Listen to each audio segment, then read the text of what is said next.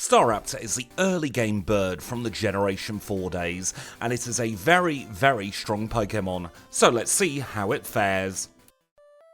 This is definitely a Pokémon a lot of people have been excited to see across the Pokémon Crystal Challenge, and I'm excited to see it as well. I think we have a great potential to break our personal best in this challenge. It's going to be tough. It always is when we're as optimised as we are now here in Generation 2, but I will give it my absolute best, and hopefully by the end of the challenge we'll come out with at least a very respectable time. Now, as always, to get into the challenge we are going to take a look at our stats of our starting Pokemon. As always, we're starting at level 5, this time with 24 HP. We're holding a berry with Tackle, Growl, Wing Attack and Quick Attack, and we've got 18 in Attack, 13 in Defense, 11 in the Specials and 16 in Speed. And with that, we will hand over to the live run. Ever since we started backporting here on the channel, there has been one Pokemon that has been requested more than all of the others put together, and that is Staraptor. Staraptor is a very, very powerful Pokemon in the right hands. I'm not saying I am the right hands, but with 120 in attack, 100 in speed, and the normal type, we have the potential to do a lot of damage and have one of our quickest runs ever on our hands today. Now, this is the first video back. I have been back for a while with the live streams. Health issues cropped up again, unfortunately. It does happen more often than not lately, unfortunately, but I am making an endeavour to try and at least post a video every couple of weeks at the very least. But if you've not known I'm back, that could be because of YouTube's restricted mode. It has become an awful lot more zealous in recent times. In fact, I checked my channel on restricted mode, and it said I'd not streamed in 8 months, which is absolute nonsense. I've done a bunch of streams in the last 8 months, even before I did take a little bit of time off. So if you haven't seen any of the streams lately, and you've only been seeing sporadic uploads when I have been uploading, maybe restricted mode is on, and if it is, turn it off and you'll see all of the content you've been missing out on, not just with me, but with all of your favourite content creators.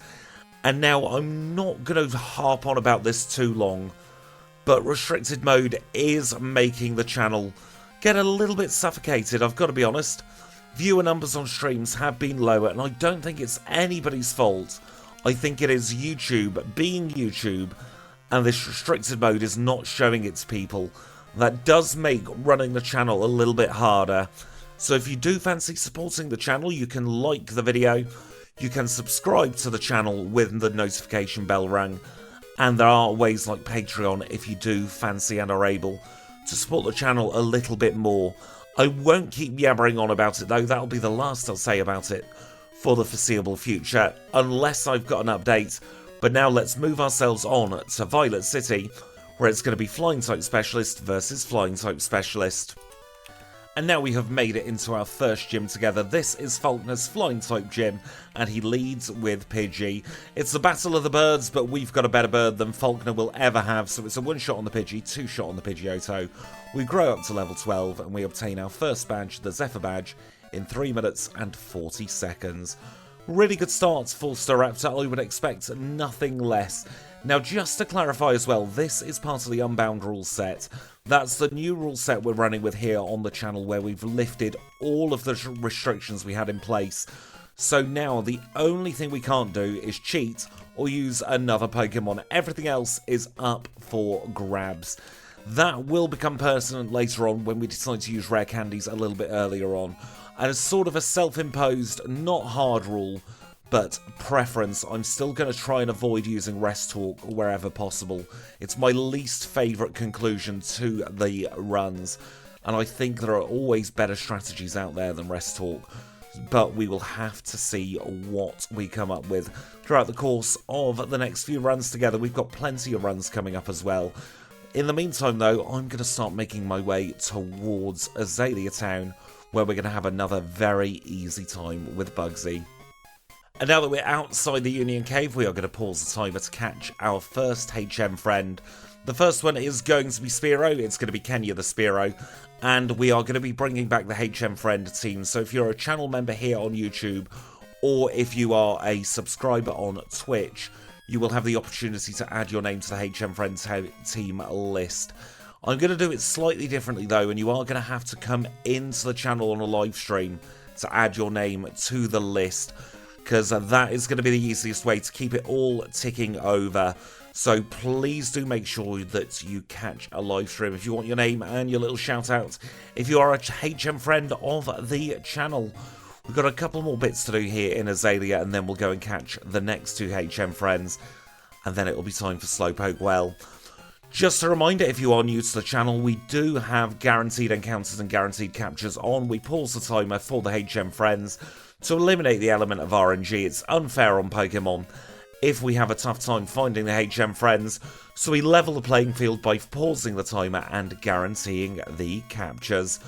But with Kenya, Psyduck and Paris Court, we'll unpause the timer, I'll go into Slowpoke Well, and that'll be time for Bugsy. Now, we've made a couple of changes to the learn set in preparation for the Bugsy battle. I've put Mud Slap in place of Tackle, and I've also put Swift on the learn set as well. I think those 2 moves are going to be very handy later on. But for now, it is time for Bugsy, the Bug-type specialist who leads with Metapod. And it's not even really worth commentating this battle. It's going to be so easy. 3 one-shots, growing up to level 20, Bugsy's defeated, and that gives us a Hive badge in 8 minutes and 52 seconds. We get Fury Cutter, which we'll sell for money for vitamins later on. And now let's go straight into rival number 2. One of the great things about having Wing Attack, by the way, is we have oodles of early game PP, so we're able to skip a lot of the hills we otherwise would have done. And it's going to be 2 one-shots to get us started, and then a 2-shot to get us finished. 21 is our level that we've acquired, and that is rival 2, all defeated as well. With that, let's traverse through the forest and I'll meet you outside. And on the outside of the forest, we go into the grass and we say hello to Abra. We say thank goodness for guaranteed encounters and captures, because that means it's not going to teleport away from us. And with that safely caught, the HM friends are complete for another challenge. So I'll say thank you to all of you wonderful HM friends supporting the channel as we beat up Gina's Pokemon here. Again, going to be an easy battle. She's got grass types, we've got Wing Attack. Stands to reason we're going to have a very good time. Now, there are a few bits I need to get on with in Goldenrod before we're able to take on Whitney. And now we have made it into Whitney's gym. We picked up the bike in Goldenrod. We also picked up the Dig TM in National Park. We've taught it to Paris straight away. And I decided against the Quick Claw in this one. It's going to be a little bit touch and go, but I think 100 speed might just be able to outspeed everything in the challenge. Whitney's going to have rollout, but we're going to 2-shot her cow to make for a very easy Whitney battle. Let's get the playing badge and get our time of 13 minutes and 38 seconds for 3 badges. Now we're going to move on from here and we're going to do Safe Air Critique. But in order to do that, we do need to pick up the Squirts bottle and we need to do a quick heal in Goldenrod. After that, it's going to be a cycle up to Air Critique City, where we'll make our plans and figure out what exactly we want to do there. We're going to do full safe Air Critique in this challenge. That means we're going to start here with the Kimono Girls. Flareon going down in a one-shot with a physical attack is absolutely ludicrous, by the way. Really good sign of things to come if we're one-shotting Flareon as we grow to level 26 against the Espeon. So we start off here in the Kimono Girls to get a little bit of extra levelage as we get tail whipped by the Umbreon there. After that, we're going to go into Olivine. We're going to ascend the lighthouse first, and then we're going to backtrack. But our teleport spot is going to be set to Olivine, and that will become pertinent after we defeat Morty. I'll show you the full routing as we go on with it, but for now we have defeated all of the Kimono Girls. That means we can pick up our Surf HM, and we'll start making our merry way to Olivine City. Now, in case you aren't familiar with Safe Air Critique, part of the reason we do the routing is so that we can pick up the Mince Berry that's just here by the Moo Moo Farm. We also pick up the Nugget on every single run as well, because it's really good for buying vitamins after we have our 7th badge. And after that, we go straight into Olivine City. We used to do something similar, but we used to keep our teleport spot set to Air Critique. However, Air Critique has a really big cutscene with Bill, and it really is just not worth the hassle, the extra 9 seconds or so, considering we can then teleport back to Olivine after we have done the gym. So we are reversing the order of the teleport spots, and it also means we can get all the way to the Lake of Rage and back incredibly early for the run as well. There are a couple of bits we need to pick up in Olivine, by the way. We'll get strength, not that we can learn it. We get our 12 super repels, and we are going to set our TP spot to here in Olivine Pokemon Center. I'll start ascending the lighthouse now, and we'll have a little chat with Jazz at the top. Now, to give you an idea of the pure power of this Pokemon, we one-shot literally everything on the way up to having a little chat with Jazz there, and that fills me with great confidence for the rest of the challenge. But now that we've triggered the Jasmine cutscene, we're going to do one more heal here, just for PP purposes, because we're not going to be able to heal now until after we've defeated Morty. We cycle back, we've got to dodge that one trainer here, and then we can cut under here and go straight into the Burnt Tower with an interruption from the bike shop en route. How rude of them. But that is a very, very quick cycle. It's only about 10 seconds between Olivine and Ecruteak, and it puts us in incredibly good stead to take on rival number 3 at full health with no extra trainers. He's going to lead with Haunter, but he withdraws. Goodness me, I was not expecting that. That just means we get the one shot on the Magnemite, and now we can use Wing Attack against the Haunter. We'll use Wing Attack against the Zubat. He's only got one Pokemon remaining. I'm going to start off with a Swift, and then we will use another Swift as well as we get unnecessarily critted by him there. And that is Rival 3 defeated in just shy of 18 minutes and 30 seconds. We'll fall through the floor, we'll release the beast, we'll dig, and it'll be time for Morty. We've equipped the Minceberry just in case of an emergency, and now it is time for Morty, our 4th gym leader together, a ghost type specialist who also dabbles in the poison type, and he leads with Ghastly. Ghastly goes down in 1, Haunter goes down much the same way. Probably going to be a range on the Gengar, but we high roll, and that means we didn't need the Minceberry after all of that, but we do get through and obtain the Fog Badge in a time of 20 minutes and 12 seconds. And with that, we can leave here, and we're going to go straight towards the east. And we're going to teach Surf and Strength to Psyduck at this moment as well, because we're going to go and pick up Hidden Power now. We can get it straight away, and remember our teleport spot is still set to Olivine City. So we're going to be travelling across roughly half of the Pokemon world here to go and get ourselves Hidden Power. Risking it for a biscuit here is probably slightly quicker to get a single encounter than it is to faff in the bag for a repel. We'll get our full restore, we'll get the rare candy, and we'll get Hidden Power, and then it'll be time to TP all the way back to Olivine, and we'll cross the seas to Cianwood. And let's now pick up Hidden Power. It's Hidden Power Ground today, so while we're in the menu we might as well teach that over Mudslap. Mudslap has served its purpose, served it very well in fact. We will stick on our super repels now, and we will teleport all the way back to Olivine City, crossing a lot of Johto there, saving a little bit of time as well, instead of having to faff about in the fly menu. Now, you may have noticed me rewinding there. I do allow rewind in my challenges, mostly because I am the clumsiest player on the planet when it comes to movement. And now that we're on Cianwood, we're going to have another very easy gym. So this is Chuck, our 5th gym leader together, a fighting type specialist rather, who leads with Primeape, and we're going to grow to level 34 against the Primeape, and we are going to be learning close combat. That is going to be a very, very important move for us throughout the course of this challenge. It's going to be the answer to a lot of rock and steel types. We obtain the Storm Badge very quickly in 23 minutes and 8 seconds. We get Dynamic Punch, it's a shame we don't have hands.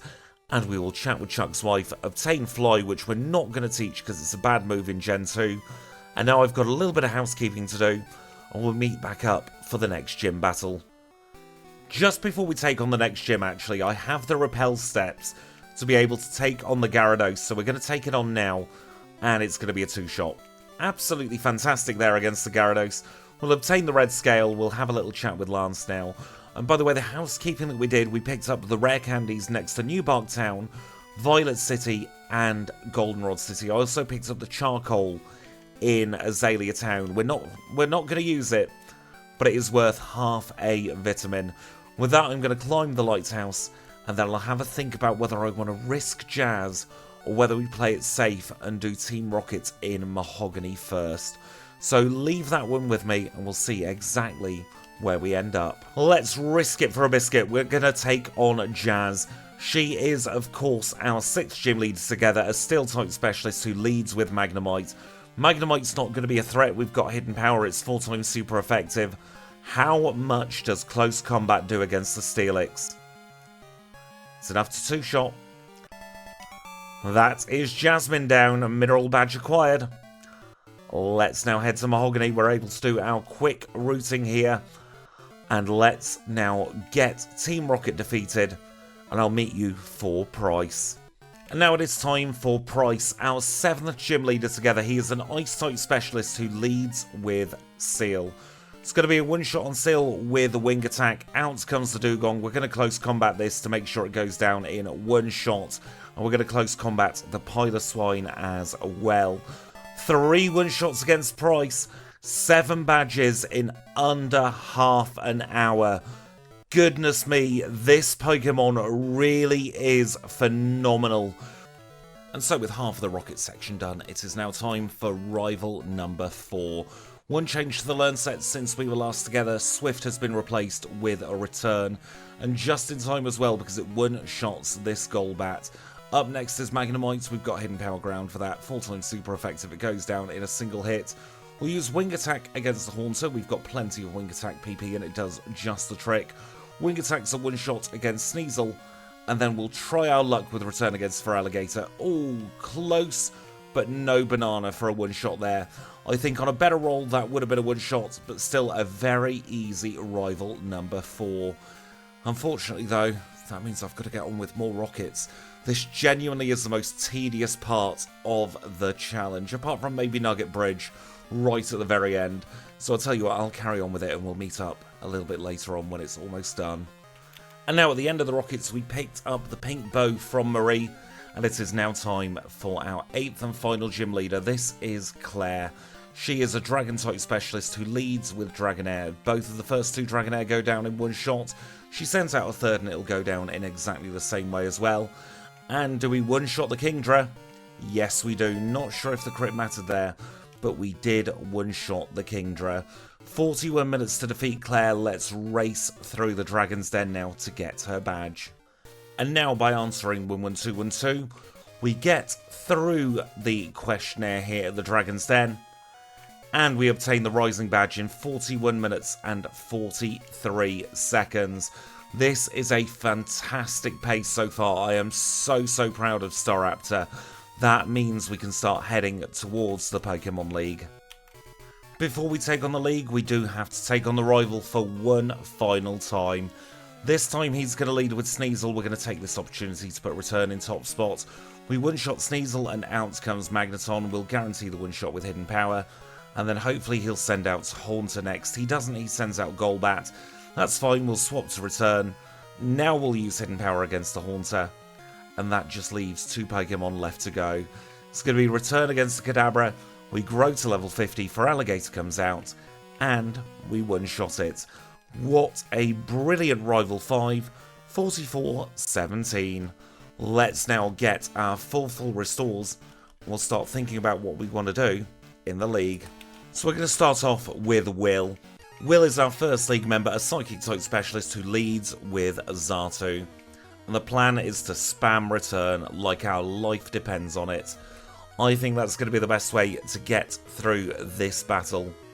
We don't quite one-shot the Slowbro, so we'll use a Wing Attack, conserve some Return PP. We'll swap back to Return for the Xatu. And then we'll save a super effective text box against the Executor. That's Will down. Koga is up next. He's a Poison-type specialist who's going to lead with Ariados. And that's a shame for him, because we're super effective. Not that we're going to use Wing Attack, rather. We will, however, use a Return or 2 against this Fortress. Hope it doesn't go boom. And then we are on to Muck. So one shot with Muck on Return. One shot, hopefully, on Crobat as well. And that just leaves Venomoth left to go. Another one shot as we grow to level 52. And that is Koga defeated. One quick use of an elixir later and we are ready for Bruno. He's a fighting type specialist who leads with Hitmontop. We're going to use return against the Hitmontop and we're going to take it out in 1. And he brings out his Onyx next. We're going to risk it and we're going to use close combat. That guarantees the one shot, but that does mean we are in a little bit of danger for the rest of this battle because our defenses have been dropped. We're just going to have to make sure that we one shot everything else in our path. We get rid of the Hitmonlee, we get rid of the Machamp, and we can move on to Karen. We're going to give ourselves the best chance of getting through Karen here. Not 100% confident, but we will see how we go. We're going to close combat the Umbreon. That will guarantee the one shot against that. And now here comes Gengar. Hidden Power's a one shot against the Gengar, so she sends out Murkrow. We've got return for Murkrow, we take it down in 1. Houndoom is next, we're going to use return again. It's another one shot, that leaves Vileplume out to play.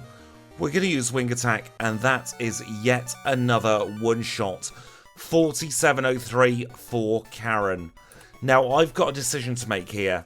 We can Rare Candy, we're not at an optimal point to use it. So that could mean we're going in a level lower at Red. But we need to see whether Lance is going to be a one-shot on his Dragonite. So I'm going to do a little bit of thinking, and we'll figure out what to do. We're going to Rare Candy. I don't feel confident enough in guaranteeing a one-shot even with a pink bow. So even if it does mean sacrificing a level for Red, we are going to try and get through Lance on our first try. It's not guaranteed, I don't think, but we will give it a bloody good go. One shot on Gyarados. One shot on Dragonite number 1. Dragonite 2 comes out. We one-shot it. Who's next? Aerodactyl. Close combat. We get rid of it. We know we can one-shot this Charizard with return. That just leaves the last Dragonite left to go. And we one-shot. We are through Lance in a time of 47 minutes and 55 seconds. Goodness me, that is a brilliant time. Let's get ourselves in the Hall of Fame. Staraptor has well and truly deserved this run so far. 48-11 for the Hall of Fame. Let's look at the midpoint leaderboard. And for our Unbound leaderboard, we are in first place overall, second place when we factor in every single video we've done together here on the channel. So we're off to a very, very good start. We're only 20 seconds behind Kyogre, but that could all change. There is, of course, another 8 gym badges plus the red fight left to come, so don't you dare go anywhere, because Kanto is next. And we rejoin the action here in Vermilion City, where we are going to grab the rare candy from the chairman of the Pokémon fan club. And it's at this point I want to let you know about the new way we're doing leaderboards. We are showing both the category that we're in, so for the videos coming up, at least for the near future, they're all going to be in the Unbound category, i.e. that's the rule set we're working with, the minimum rule set for the challenges. And we're going to show the overall leaderboard for every single Pokemon Crystal video we have done, regardless of the category. And now it does give me great pleasure to announce that Staraptor is more than capable of taking on our standard Cantonian routing. So as you can see here, we're starting at Surge, then we'll move over to Erica, down to Janine, then it'll be up to Sabrina, even further up to Misty, across to Brock, down to Blaine, and then back up to Blue. And speaking of Blue, if you do want to skip ahead to the Blue fight, that will be happening at around about 26 minutes and 20 seconds. For the rest of us, let's now sit back, relax, and have our standard Cantonian chat. And in this one, I want to talk a little bit more about what we're doing with the series and how we're taking things going forwards. Over the summer, we did have a little bit of a false start with the Unbound series, and I tested some new things out. Some of them stuck, some of them didn't stick. But for me, Unbound was my favourite series to play, so I am purely focusing on that for challenge runs at the moment. I love not having the restrictions in place that the old rules gave us. However, I was a little bit upset about losing all of the leaderboard progress, so I've decided why not just do a hybrid system. So for every run going forward, say if we do an egg move run, we will show the egg move leaderboard, and then we will show the leaderboard with every single pre-recorded Crystal video we've done since the beginning of time here on the channel. So that way we get the best of both worlds. And that brings me on to something that I think is important to mention every so often, and that's the purpose of these runs. They aren't about getting the perfect run and grinding and grinding and grinding until all the luck falls into place. It's more about how intuitive is this Pokemon to work with throughout the course of a challenge. Some Pokemon have it really easy, like Staraptor, beautiful Pokemon to work with, would absolutely run it time and time again. But that's not what I enjoy when I do challenge runs. I like seeing just how well my gut instincts will merge with a Pokemon, its stats, its learn set, and even just how I'm feeling on the day, because all of those do factor in to just how well or badly a Pokemon will run, and we'll see that throughout the course of this season of content. This season is due to go right the way through until past Christmas. I know, we are in October and I'm already talking about Christmas, but it's due to go on for quite some time, and this season is going to be different in the sense that we are only going to be running Unbound. That is our primary focus for this next set of videos. So we're going to have around about 40 to 50 challenge runs together between now and the middle of January, and all of them are going to be part of the Unbound. All of them are going to be part of the Unbound series, and the aim for this is to do the best we can. It doesn't have to be a record-breaking time, it's just whether we feel happy with the end results for any particular Pokemon. But I'll let you into a little secret. I've recorded a lot of runs already for this season, and I think I am playing the best I have in a very long time. And now we are going to rejoin the action because it is time to take on Blue. He leads with Pidgeot, and we are going to start off with a return, and we can take it down in one shot, growing up to level 65. Rhydon comes out to play, we've got Close Combat, and thank goodness Close Combat is a one-shot. I'm not sure if it would have been without that crit though. We'll return against the Alakazam, we know we can get rid of that straight away, we don't even need to think about it. Gyarados comes out to play, and we get a critical hit, very lucky there. We knock it out in one. We can knock out Arcanine in one shot as well. That just leaves Exeggutor left to go. It's weak to Wing Attack. We knock it out. We grow to level 66. And we defeat Blue in a time of 1 hour and 18 seconds. This is a very, very quick pace up to Red. We'll save the game and we will see how we get on. He leads with Pikachu. We're going to use Return against Pikachu. We knock it out in one. We're only facing 5 Pokemon.